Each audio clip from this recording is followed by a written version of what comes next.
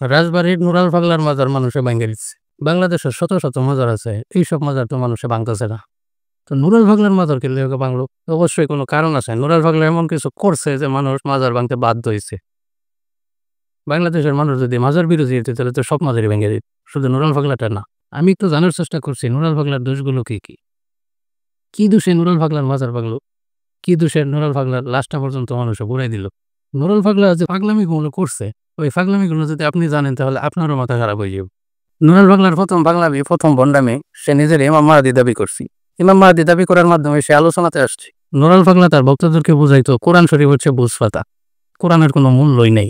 নুরাল পাগলা জীবিত থাকতেই কাবা শরীফের আদলে বিশেষ কায়দায় তার জন্য একটা কবর তৈরি করছে, যেটা সবাই দেখছেন। ভক্তদেরকে ওসিয়ত করে গেছে, আমি মারা যাওয়ার পরে এটাতে তওয়াফ করবি। ভক্তরা তার ওসিয়ত অনুযায়ী সে মারা যাওয়ার পরের শুক্রবারই কাবা শরীফের পরিবর্তে তার এই কবরের দিকে ফিরিয়া জমা নামাজ পড়ছে। নুরাল পাগলার ছেলে নুরতাজ, হে নাকি খ্রিস্টান ধর্মের অনুসারী, মানুষদেরকে খ্রিস্টান ধর্মে দীক্ষিত হওয়ার জন্য দাওয়াত দিতেছিল। নুরাল পাগলার যদি কোনো ভক্ত মারা যায় তাহলে 6 তাকবীরের সাথে জানাজার নামাজ আদায় করে। নুরাল পাগলা নিজস্ব কালেমা বানাইছে, কালেমাটা হইল লা ইলাহা ইল্লাল্লাহ মুহাম্মাদুর রাসূলুল্লাহ। নুরাল পাগলার দাফনের সময় নুরাল পাগলার ওসিয়ত অনুযায়ী তার মাথা দিছে দক্ষিণ দিকে আর পা দিছে উত্তর দিকে। এমন কোন নুরাল পাগলার এই বন্ডামিগুলোকে সহ্য করার মতো?